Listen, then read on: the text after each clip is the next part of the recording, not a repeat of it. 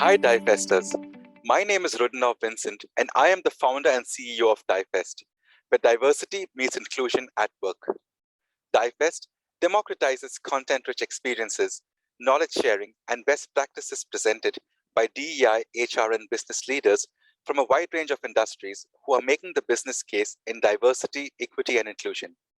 In order to drive growth and provide leaders like you with opportunities, we present actionable insights that may help you with the challenges you face today and lead in creating the organization of the future.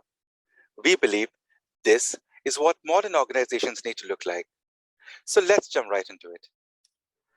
Being yourself and sharing freely who you are and who you can be at work can be challenging for those who identify themselves as LGBTQ. There's fear of rejection, harassment, discrimination. The list goes on. Today, we are honored to have with us a young leader and visionary who has championed diversity and inclusion across the United Nations. He has been recognized as an outstanding LGBTQ role model for 3 consecutive years.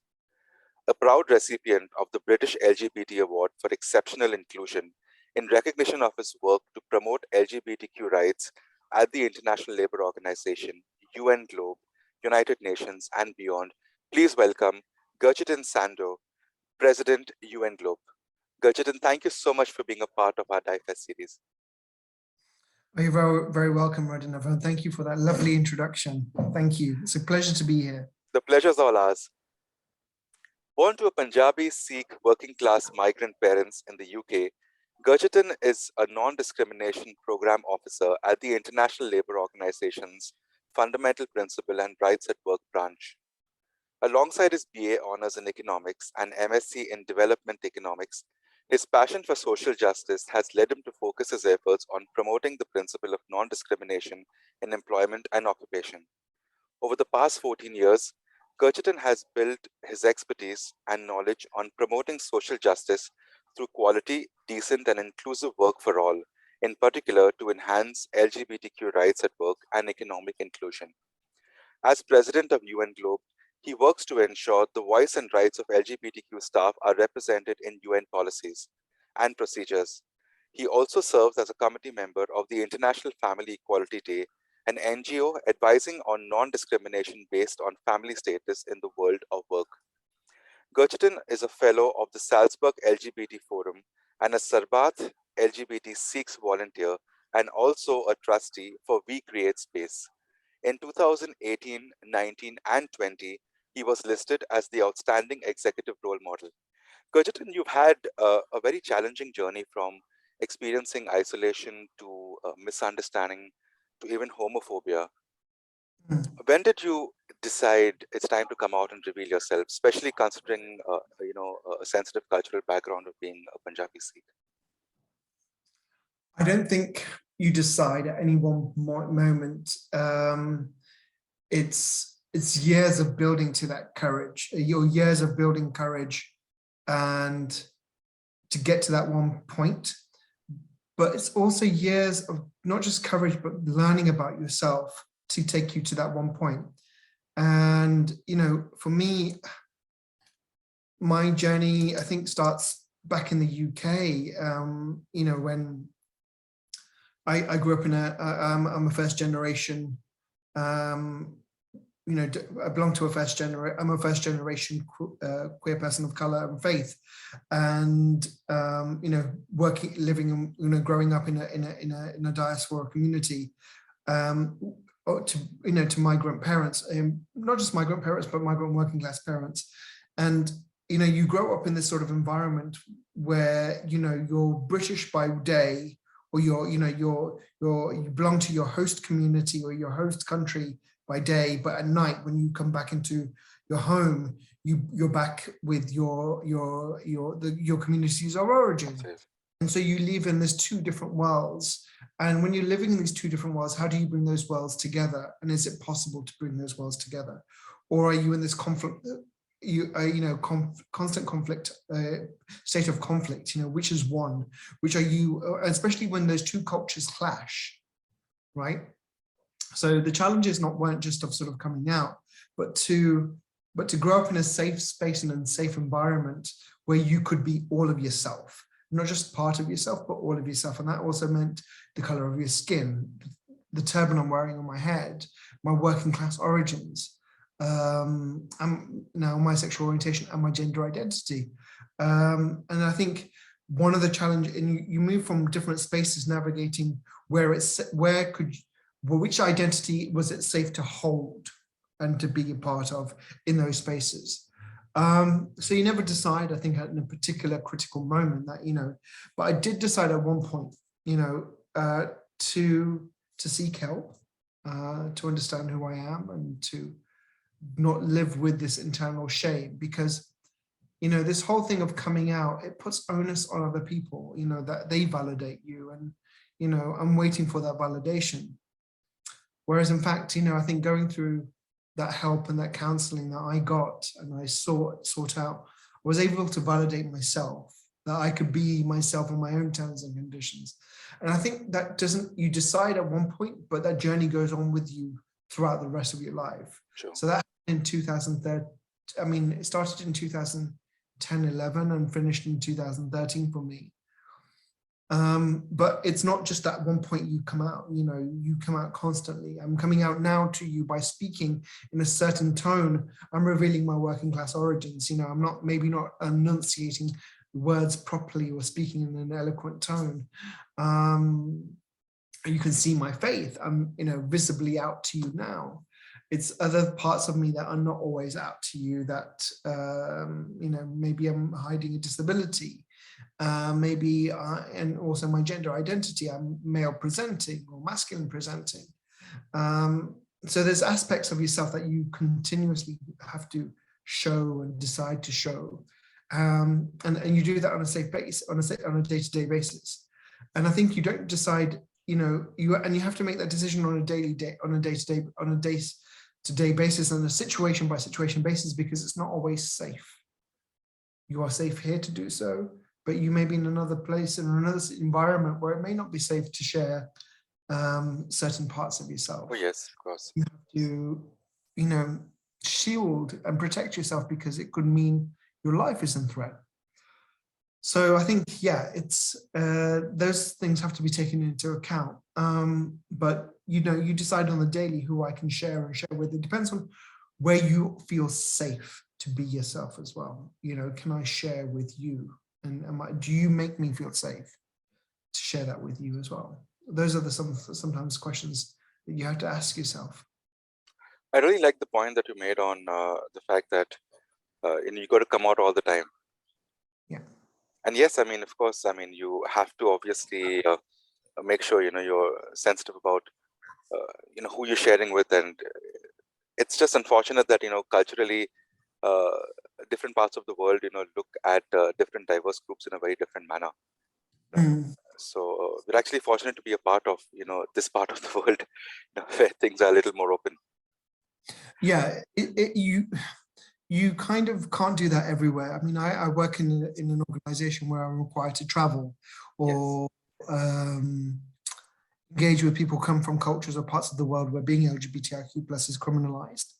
Remember on business trips or on official missions or official duty travel for my functions, I would be in parts of the world where being LGBTIQ plus is criminalized, and you were asked, why are you not married? And how Yes, you cannot, and you may want to answer honestly and openly, but there's also a part of a prejudice that also lives here as well. It's not to say I am not a prejudiced human being. Of course, there's that bias inside me that says, okay, I'm in XYZ country, there, and they've got laws that are that criminalize LGBTIQ plus person. I better be careful. Therefore, when a person ask me those questions, I've got to make a judgment, and that judgment could mean, life or death. But that makes, that judgment is a conscious judgment, and it's based on, okay, can I tell this person, that I'm part of, I identify as queer? Will they understand that? and that bias and prejudice comes into play often as well. Oh, I'm in a country where it's criminal and it could mean death, but can I still share? And you may be able to share because that person could be an ally. The person, that's right. But you just don't know. You really don't know. So I think it's not for us. Then in that situation, the onus, and in any situation actually, the onus is on the person to to provide you with an environment where they can come in for you as well. So you are, coming in is more of an inclusive term, and so that they provide that environment for you to come into. You're passionate about, and I see your passion. I mean, you're passionate about social justice and activism. How did you transform your passion and also your personal experiences, into a career path, and that to make it one of the main agendas within the UN policies? Wow. You know what? I have to thank, I know looking back now, I think I have to thank my faith for that, and my parents and my upbringing. I come from a Sikh family, a Punjabi family, where community is very important and social justice is very, very important. Yes. A faith that teaches equality as well, and social justice. And I've always grown up with this principle of social justice, a principle of equality. My parents have instilled those values in me from the beginning, and I always knew I would. I always wanted to work in a field where I could, and my personal principles and values aligned. So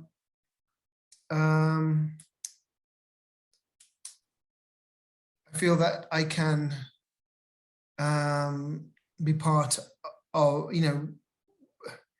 I was able to come into, by working at the UN, I was able to be part of an organization where my principles and my beliefs were aligned.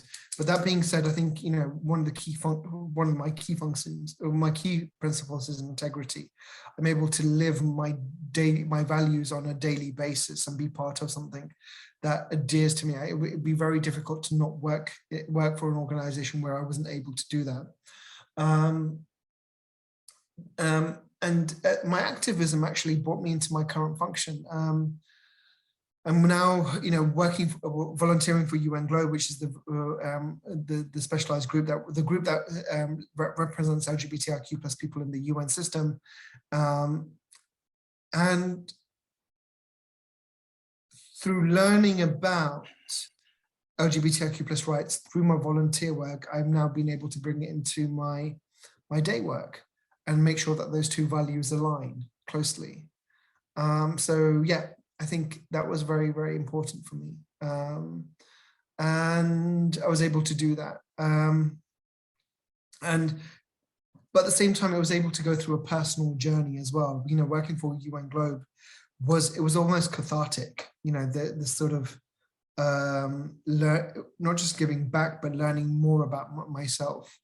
And doing all of that toxic behavior I had learned, even coming out in the gay community, you see the misogyny, you see the patriarchy, you see the racism, you see the fat shaming, you see all of those toxic behaviors that have been inherited within communities, certain parts of LGBTI communities, and sort of shedding that as well, So that was very, very important. I've been very, very lucky to do that. I think not a lot of people get to walk the talk. And you've got to do that. Yeah, exactly. I've been able to walk the talk, and it's not just in my career, but I do that on a daily basis, and I think it's very important to do that.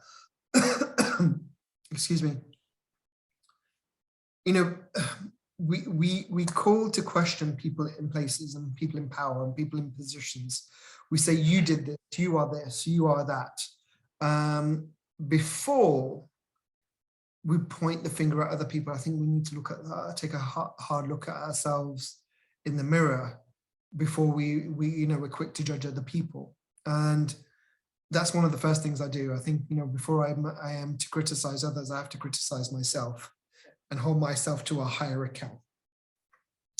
And I get called a role model. I'm like, but am I though? Modeling a role model of what?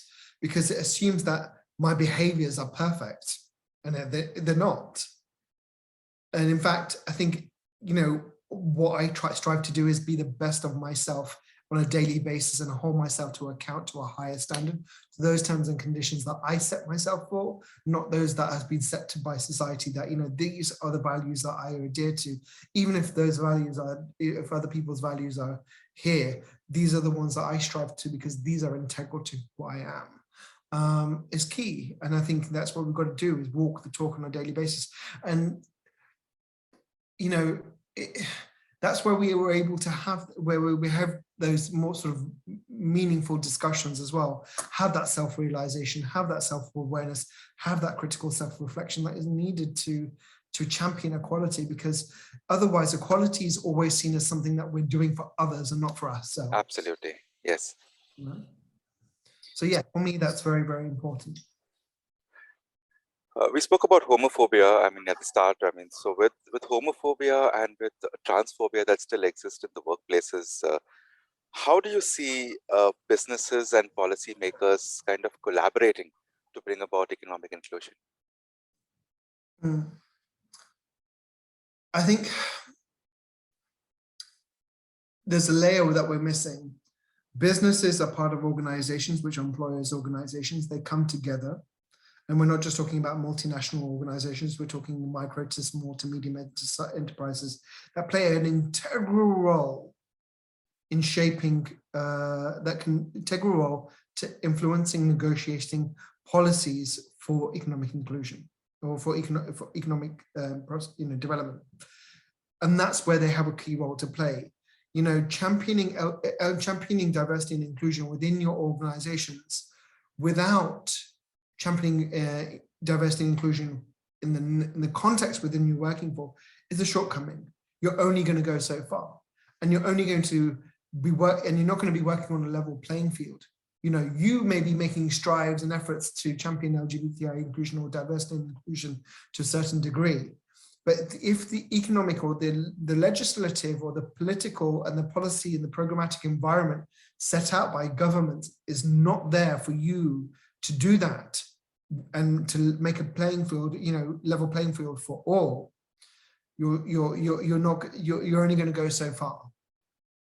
And those short win gains that you're having, with the diversity and inclusion codes of conduct and XY, are only going to go so far, because diversity and inclusion doesn't just happen in the workplace; it even happens outside of the workplace, yes, which impacts the workplace as well. You're looking at housing, health, social protection, culture, political rights, economic rights. Those are the environmental factors that are going to definitely impact you within the workplace. So, we do not live in silos. My LGBTIQ plus rights do not start in the workplace. They start before I even get into the workplace. Yes. So if businesses are not doing that, the gains are going to be very short. They're not going to be long-lived. And in fact, you're going to be working harder against this. So championing a more legislative, an inclusive legislation that empowers marginalizing communities, that empowers vulnerable groups, is the way forward. To be honest, I really love the points that you made. In fact, what you do from 9 to 5 really depends a lot on what you do from 5 to 9. Yes. The kind of principles, the kind of beliefs, the quality of life that you live after your work is something that you really bring to your workplace. Mm-hmm. And I personally believe in that too. Exactly. I think, I think if you really want to, bring out the best in workers and really champion who they are and what they are, you also pay attention to the 5 to 9, like you said as well, what they're doing outside of work, how are they spending their time, are they detaching from the workplace? Because, you need that creativity in the workplace for them to be, you need that time for them to rest and recuperate. You need that time for them to connect and make those human connections as well, outside of the workplace, and have them do it in a healthy way. it's no good if you've got a bad workplace and consequently from 5 to 9 you've got someone who is dealing with the toxicity of that workplace and consequently engaging in harmful behavior as a consequence of the working environment. So these are things that are impact the workplace for sure, and you can't do it.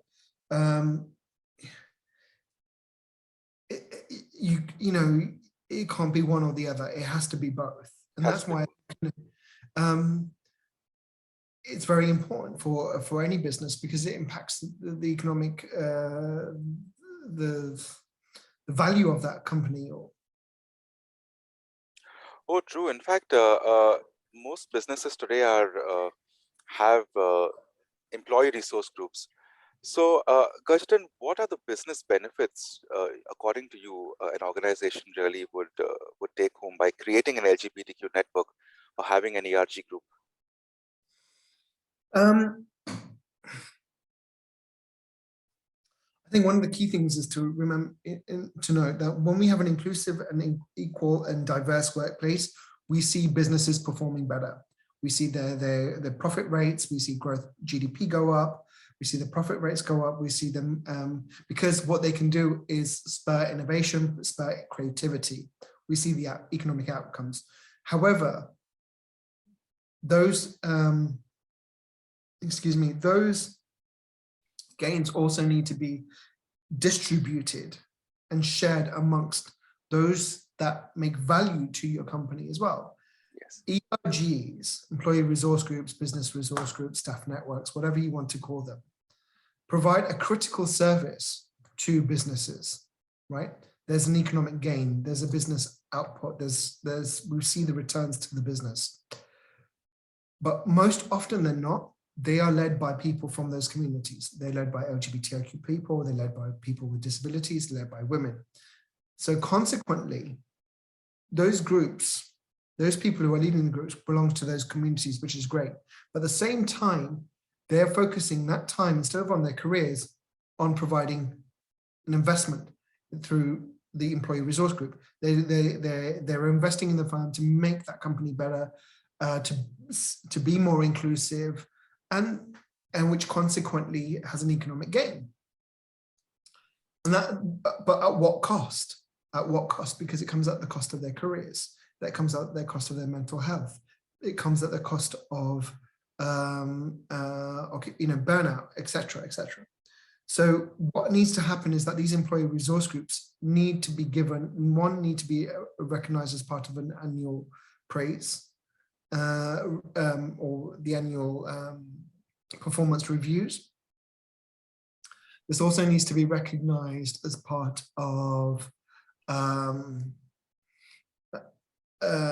time needs to be allocated to those people as well. Yes. So you just being given 10%, or you're not just doing this in addition to your job, but you're given a time allocation to do it. So I think that's really, really critical. I think businesses at the same time are, we're taking one step closer to realizing key principles of fundamental of rights at work, which is the principle of freedom of association and collective bargaining, the freedom of expression, the right to join and form staff groups is a fundamental principle that businesses must adhere to, and employee resource groups could be the start of that conversation. We've seen what happened at Google.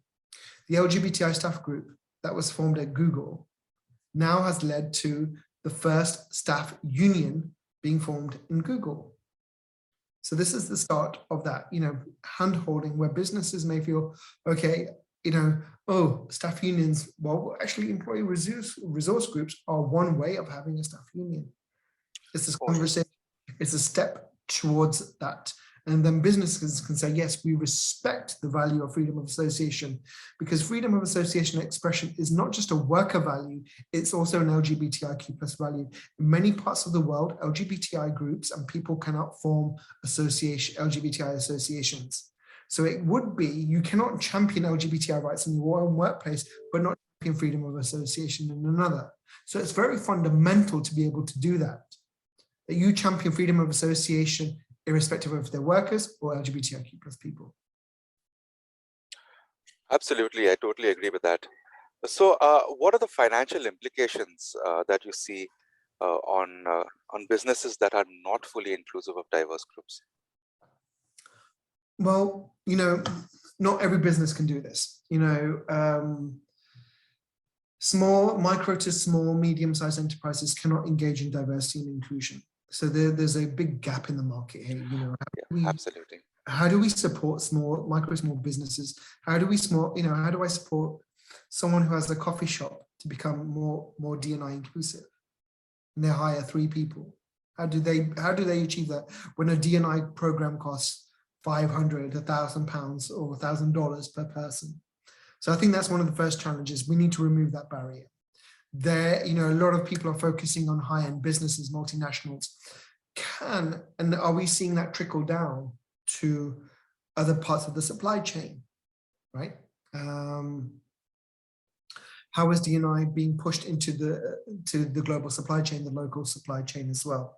So I think that's one of the key things as well. So one of the things is that, yeah, definitely businesses are missing out. They're missing out on key clients, on key customers, but it's not always within their economic powers to do so. We see that, however, on the opposite side, we see big businesses who are missing out on this because they're not engaging in it, or they're engaging in it for all the wrong reasons, and therefore they get it wrong. They see this as an economic opportunity rather than a business. Well, not just a business opportunity, it's a human rights opportunity. Oh, yes, you're right. I mean, it is a human rights opportunity. Gurjatan, you're a wealth of knowledge, ethics, good practices. I wanted to ask you this question. Have you thought of writing a book? Oh my goodness. You know what, Rodinov, I have the biggest fear of writing. I've been constantly told I'm the worst. I grew up with the fear of being told I'm a really bad writer, even though I've worked in comms and communications, and I'm always like, oh my God, how always had insecurity about publishing and my writing skills. So my first initial reaction is like. Having said that, I've just submitted, and it's just been published, my first chapter, a chapter I wrote for a book on diversity and inclusion. Just in the ILO. So I think I've got my initial fear out. I'm published. Okay, so I'm out there for criticism. And I've done it. I've got past that first barrier. So maybe in the future, I don't know. I'd be happy to write. I'm learning more about my father's life right now and his journey as a migrant worker, and perhaps, I would love to tell his story one day about how he ended up in the UK, and his journey, and his values. I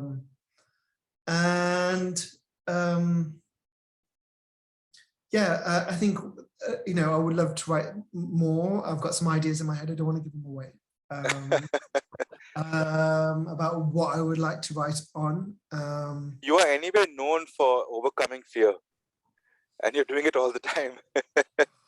Yeah, you kind of have to throw yourself into it, and sort of hand-holding. And that being said, I've got great friends who are writers, and I'm so envious of their writing skills. I'm just like, oh my God, how do you do it? But then, what they make up for writing skills, or what I make up in the lack of writing skills, what I make up in what I don't have in terms of writing skills, I make up in other areas. Like to think I'm a good public speaker, so hence why people will say to me, can you write an article? I'm like, can we do an interview instead?